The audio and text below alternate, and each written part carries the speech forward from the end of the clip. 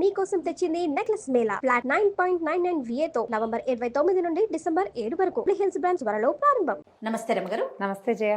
మార్గశిర మాసంలో వచ్చే గురువారాలకి చాలా ప్రత్యేకమైన స్థానం ఉంది. మనం ఒక కథను కూడా చెప్పుకుంటూ ఉంటాం. అవును. మరి ఈ సంవత్సరం ఎన్ని గురువారాలు వచ్చినాయి? ప్రత్యేకమైన పూజా విధానం ఏమన్నా ఉంటుందా? 4 గురువారాలు వచ్చాయి. మామూలుగా గురువారాన్ని లక్షవారం అంటారు కొన్ని ప్రాంతాల్లో. అవును. మనకి ఈ సూత్రాలు మార్చుకోవటం, లేదా ఏదైనా ఇంట్లో బూజులు దుమ్ము తెలపటము, ఎవరికైనా డబ్బులు ఇవ్వటము, అలాంటివి మంగళ శుక్రవారాలు వద్దని. కొన్ని చోట్ల శుక్రవారమే నియమం. ఆ రోజు ఇవ్వకూడదు, ఆ రోజు బూజులు దులపకూడదు, ఇంట్లో నుంచి చెత్త కూడా బయట పెట్టకూడదని నమ్ముతారు.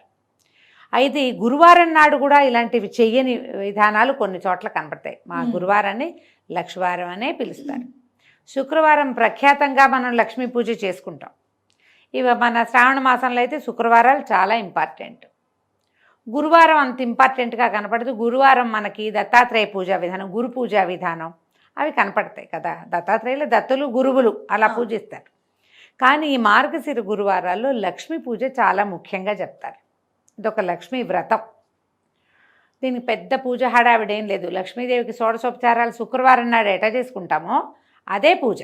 ఓకే. అయితే ప్రత్యేకంగా ఇందులో కొన్ని నియమాలు మాత్రం ఉన్నాయి. ఈ మార్గశిర గురువారాలకి నియమం ఉంది. వ్రతానికి ఒక కథ ఉంది. ఆ కథ చెప్పుకుని అక్షంతలు వేసుకోవాలి తల మీద. మీరు నోముగా చేస్తే, నోములు ఉన్నవారు, నోము ఉండి ఉన్నవాళ్ళు, లేదా ఈ సంవత్సరం నుంచి పాటిద్దాం చేద్దాం అనుకునేవాళ్ళు చేసుకోవచ్చు. ఇది మా ఇంట్లో ఆనమాయి లేదు, ఆన లేకపోతే చేయకూడదు అంటారు కదా, మాకు లేదండి అంటారు.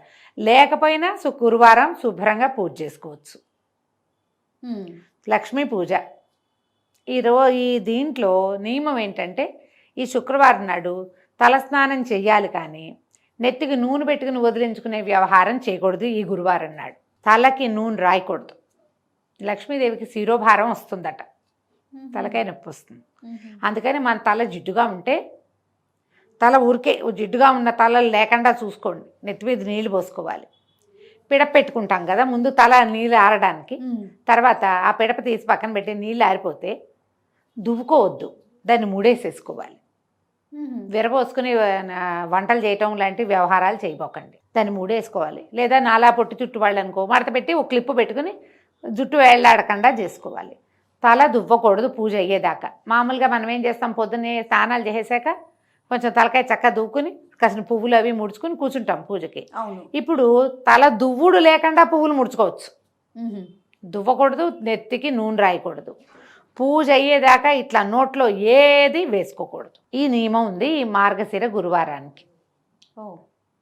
మనం పూజ చేసుకుంటే ఎవరికైనా ఈ కథ చెప్పాలన్న నియమం కూడా ఉంది. మా ఫ్రెండ్ భావనే ఉంటుంది కదా, గురువారం కథ చెప్తాను అంటుంది. ఎవరో ఒకళ్ళు ఊగొట్టాలి అవతల వాళ్ళు. వాళ్ళు ఒకళ్ళే ఉన్నారనుకో, ఇంట్లో ఎవరు లేరు, ఎవరికైనా ఫోన్ చేసి కథ చెప్తాను ఊగొట్టు అని కొట్టించాలి. ఆ కథ చెప్పాలి ఒకరికైనా. మీకు ఎంత అదృష్టం రమ్మగారు, కొన్ని లక్షల మందికి చెప్తా ఉన్నారు. చెప్తాను కదా నేను, నిజం రమ్మగారు, ఏటా చెప్తున్నాను నేను. గురువారం నాడు ప్లే అయ్యిందంటే ఇంకా అదృష్టం. ఊరికి ముందు వినేస్తే కాదు, ఆ రోజు వింటే. ఈ కథ నేను చెప్పే కథ మీరు హాయిగా విని అక్షింతలు వేసుకోండి, హ్యాపీగా సరిపోతుంది. ఇంకేం లేదు, కథే చెప్తాం. అలాగే రమ్మగారు. మీరు పొద్దున్నే ఏం చేయటం, తలస్నానం చేసేసి ఏమీ నోట్లో వేసుకోకుండా, ఇల్లు అవి శుభ్రాలు ముందే చేసుకుని తలస్నానం చేస్తాం కదా, ఇల్లు శుభ్రం చేసుకుని లక్ష్మీదేవికి మీకు ఆల్రెడీ ఇంట్లో ఉన్న విగ్రహమే స్వరూపమే ఉంచుకోవచ్చు, ఏం పర్వాలేదు. ఆవిడకి పూజ చేసుకోండి. షోడశోపచారాలంటే ఏముంది, ఆవాహనము స్థాపనము చేశాక నవరత్న గచ్చ సింహాసనం, అర్ఘ్యం పాద్యం ఆచమనీయం, స్నానం, ఆభరణం, వస్త్రం, పుష్పాలు, గంధము వరుసగా సమర్పిస్తామా. అయిన తర్వాత లక్ష్మీ అష్టోత్తరం చదువుకోండి. లక్షణంగా ఏం పెద్దది శాస్త్రమే చదవాలన్న నియమం లేదమ్మా.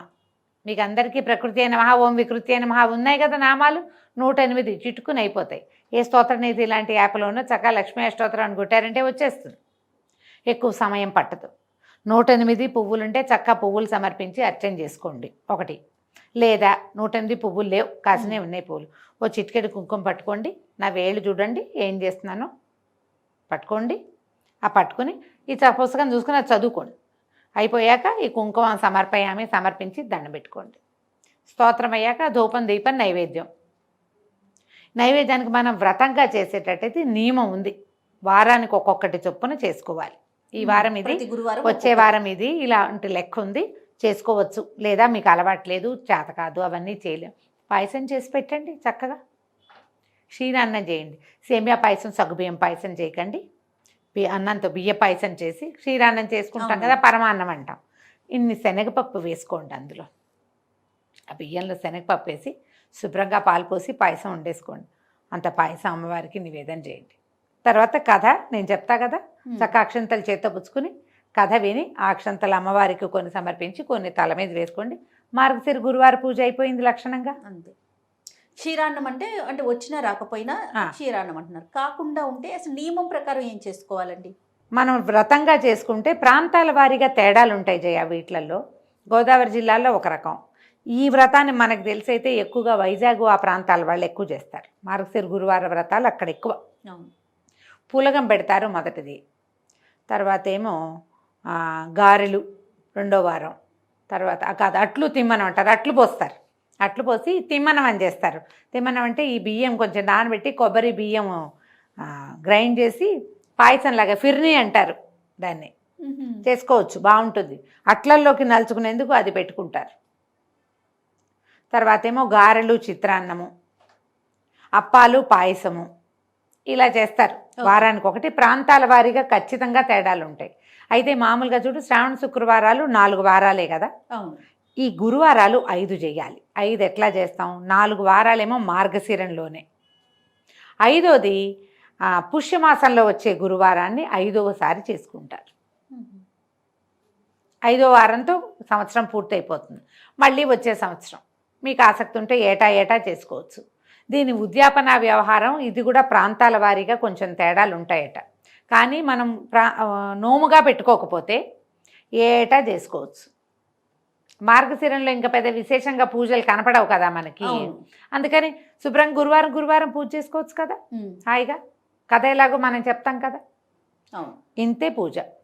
మీకు అవకాశం ఉన్నవాళ్ళు చక్కగా చేసుకోండి. మీ ఇంట్లో ఉంటే మానేయకుండా చేసుకోండి. మీకు ఈ కథ, ఈ కమామేషు నచ్చితే లక్షణంగా చేసుకోండి. ఏ భయమో లేదు. నేనైతే ప్రతి గురువారం పాయసం చేసి పెడతా.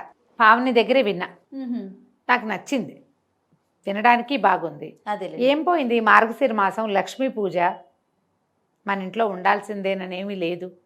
శుక్రవారం చేసుకుంటాం ఎలాగూ లక్ష్మీ పూజ, గురువారం కూడా చేసుకుంటాం. అధికస్య అధికం ఫలం, అంతే, తప్పేముంది. అందుకని నేను ఈ అలవాటు చేసుకున్నా. మీకు ఎవరెవరికి ఆసక్తి ఉంటే, ఒకవేళ ఓ గురువారం కుదరలేదనుకో, నా సంగతే చెప్తున్నానమ్మా, మీ సంగతి కాదు. ఓ గురువారం కుదరకపోతే దండం పెట్టి ఊరుకుంటారు. ఇవాళ సాగలేదు, నేను బయటికి వెళ్ళిపోవాలమ్మా, రేపొద్దున కలుసుకుందామని దండం పెట్టేస్తా. ఒక లక్ష్మీ క్షీర సముద్రరాజు తనయ శ్లోకం చదువుకుంటాను. లక్ష్మీదేవి ప్రతిమ ఉంది. ఆవిడ కొంచెం గంధం బొట్టు పెట్టి 1-2 పువ్వులు పెట్టి ఈ పట్టిక బెల్లమే ఆవిడ కూడా నివేదన చేసి వెళ్ళొస్తాను. మళ్ళీ రేపు కలుసుకుందామమ్మా అని చెప్పేస్తాను. కుదిరిందా అన్ని వారాలు చేసుకుంటా. నేను శ్రావణ శనివారాలు అంతే, ఇవంతే. కుదరకపోతే అదేదో బ్రహ్మాండం పగిలిపోతుందని, లైన్ తప్పేసామని, నెత్తని చేస్తుందని, తర్వాత ఏమో అమ్మవారు ఏదో చూపిస్తుందని. భగవంతుడి పట్ల భక్తి ఉండాలమ్మా, భయం వద్దు. భయపడేంతగా భక్తిలోకి వెళ్ళబోకండి.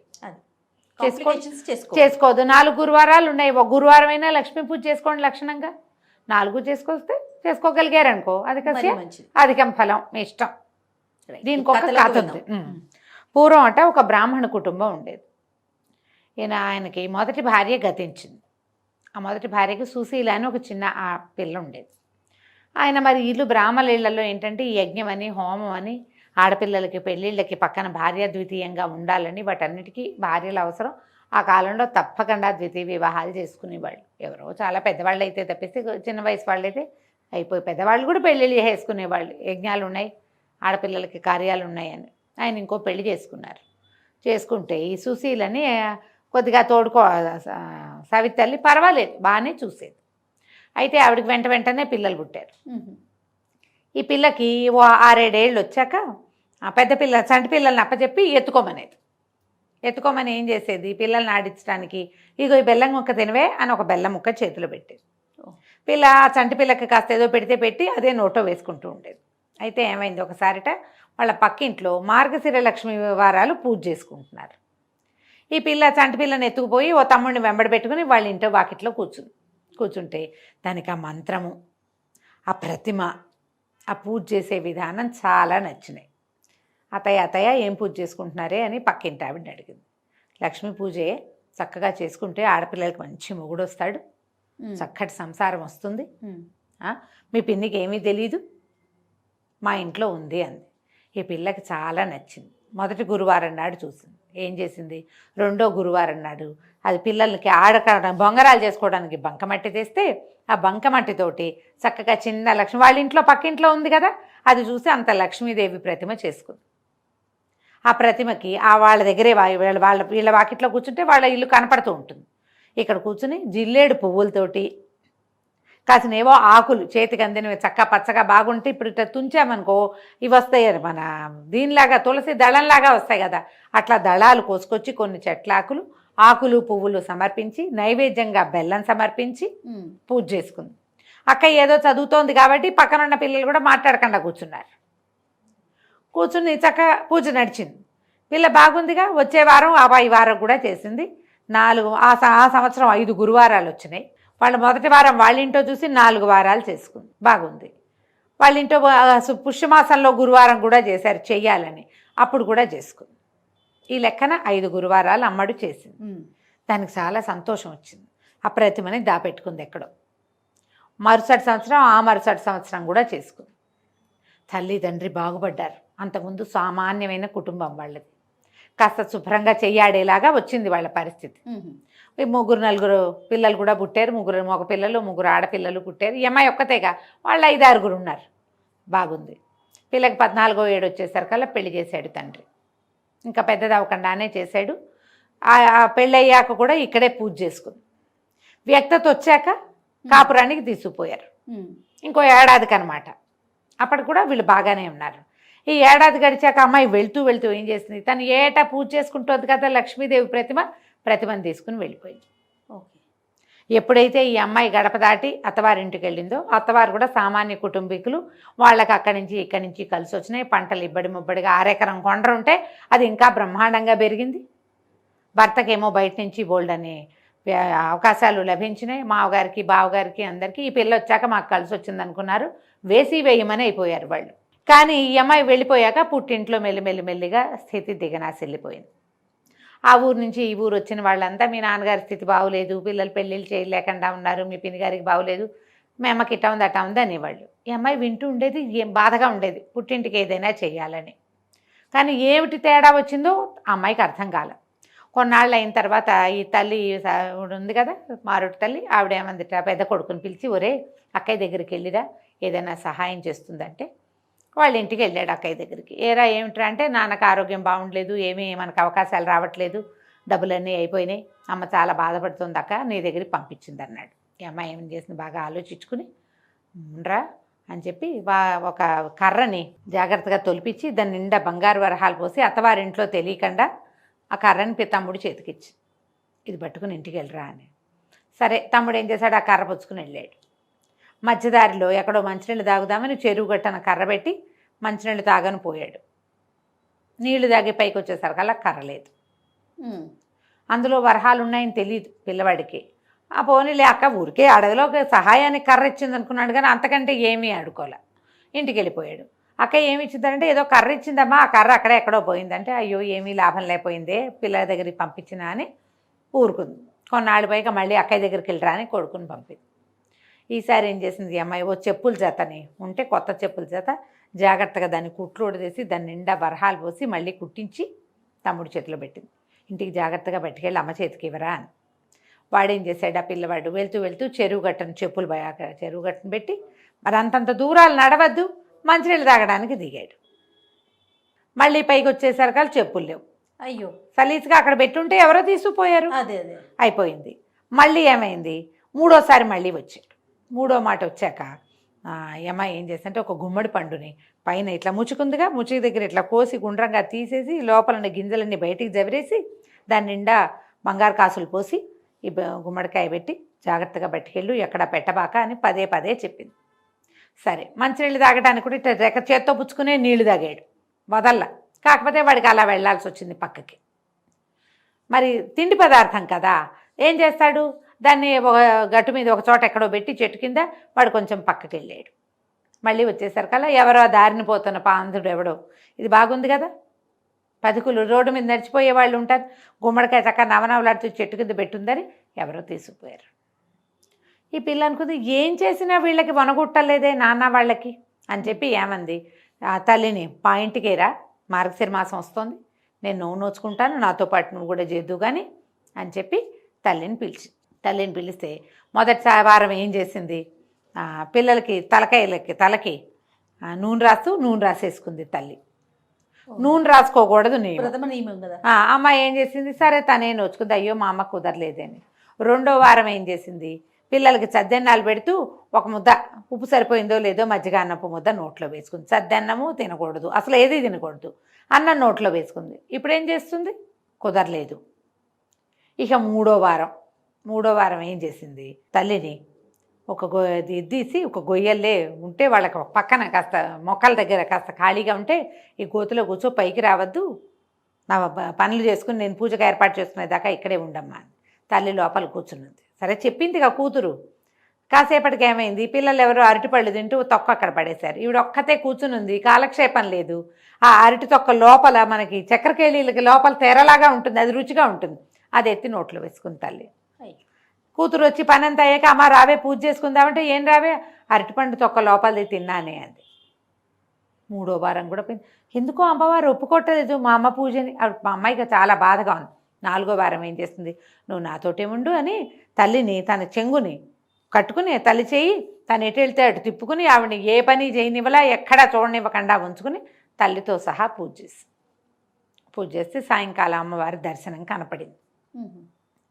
కనపడితే అమ్మాయి బాధపడింది, మా పుట్టిల్లు ఇట్లా అయిపోయింది, మా అమ్మ పూజ ఎందుకో నువ్వు ఒప్పుకోలేదు, ఇవాళ జాగ్రత్తగా చేయించానంటే చిన్నప్పుడు నువ్వు తన దగ్గర ఉన్నప్పుడు మీ అమ్మ నిన్ను చీపురుతో కొట్టింది, అందుకని తన పూజ నేను తీసుకోలేదు, మీ అమ్మతో మళ్ళీ చేయించు అని చెప్తే సరేనని అమ్మాయి ఏం చేసింది, 5వ వారం తనతో పాటు మామూలు పూజలో ఉంచుకొని ఏదో కొంచెం తనకు కలిగింది ఇచ్చి పంపించి, అమ్మ వచ్చే ఏడాది శ్రద్ధగా చేసుకుందు కానీ నేను ఎక్కడికైనా వస్తా, నువ్వు ఎక్కడికైనా వద్దు కానీ అని మరుసటి సంవత్సరం 5 వారాలు తల్లితో సాంగంగా పూజలు చేయించి. దీని నియమం ఉంది కదా, నెత్తికి నూనె రాసుకోకూడదు, తలకాయ దువ్వుకోకూడదు పూజకి, ఇది నియమం పెట్టుకోవాలి. తర్వాత ఏమో ఏమీ తినకూడదు. ఈ నియమం ఉంచుకొని వాళ్ళ ప్రాంతపు ఆచారం ప్రకారం చిన్నప్పుడైతే బెల్లం ముక్కే నివేదన పెట్టింది. ఇప్పుడు చక్కగా వారం ఒకరోజు పులగము, ఓసారి అట్లు తిమ్మనము, ఓసారి గారెలు పాయసము, గారెలు చిత్రాన్నము, పాయసము అప్పాలు ఇట్లా చేసి పెట్టి 5 వారాలు పూజ చేయించుకుని తర్వాత వాళ్ళకి సిరెక్కింది, వీళ్ళకి అమ్మాయికి సంతానం కలిగారు, అమ్మకి కూడా కుమారులకి కుమార్తెలకి వివాహాలు అయ్యి వాళ్ళ పరిస్థితులు కూడా బాగుపడ్డాయి. లక్ష్మీ పూజని శ్రద్ధగా చేయాలి, ఆమెకి శుభ్రత కావాలి, ఆమె మీదే తదేక దృష్టి ఉండాలి. ఈ 2 దీంతో పాటు ఇంట్లో పోట్లాట గొడవ ఇలాంటివి ఉండకూడదు. మీరు ఎంత శాంతంగా ఉంటే ప్రశాంతంగా ఉండటం వల్లే సంపదలు వస్తాయి. మీరు హైరాణ పడ్డ కొందికి లక్ష్మీదేవికి నచ్చదు, తొందరపాటు పనులు పనికిరావు ఆమె దగ్గర. మీ అవకాశాన్ని బట్టి ఈ పూజ చేసుకోవటం, తర్వాత ఈ కథ చెప్పుకుని, కథకి ఏం చేయాలంటే అక్షతలు పట్టుకుని కథ విని కథ చెప్పుకుని, లేకపోతే ఆ అక్షతలను కొన్ని అమ్మవారికి సమర్పించి కొన్ని మన తల మీద వేసుకోవాలి. ఇంట్లో పిల్లలుంటే అందరి తలల మీద వేయండి. పూజ చేసుకునే వాళ్ళు మాత్రం ఏమీ తినకుండా పూజ చేసుకోవాలి. అందుకని మిట్ట మధ్యాహ్నం 12 దాకా ఆగకుండా పొద్దున్నే పెందరాళ్ళే పూజ అది చేసుకుంటే ఆకలికి పేగులు ఉండచుట్టుకుపోతాయి, ఒక్కొక్కసారి ఆకలి వేస్తుంది, మరి పూజ ఏం సాగుతుంది. అందుకని పెందరాళ్ళే పూజ చేసేసుకుంటే సరిపోతుంది. ఈ మార్గశిర గురువారాలు లక్ష్మీ పూజకి అనువైనవి కాబట్టి కథ చెప్పుకున్నా చెప్పుకోపోయినా, నైవేద్యం ప్రత్యేకంగా చేసినా చేయకపోయినా, శుక్రవారం చేసుకునే పూజని గురువారం నాడు కూడా చేసుకోండి. అంతే. దీనివల్ల లక్ష్మీ ప్రసన్నత కలుగుతుందని బోలెడన్ని వ్రతాల్లో చెప్పబడింది. మనకు అవకాశం ఉంది కాబట్టి ఎన్ని వారాలు కుదిరితే అన్ని వారాలు చేసుకుందాం. సంతోషం. నమస్తే. నమస్తే చెయ్యి.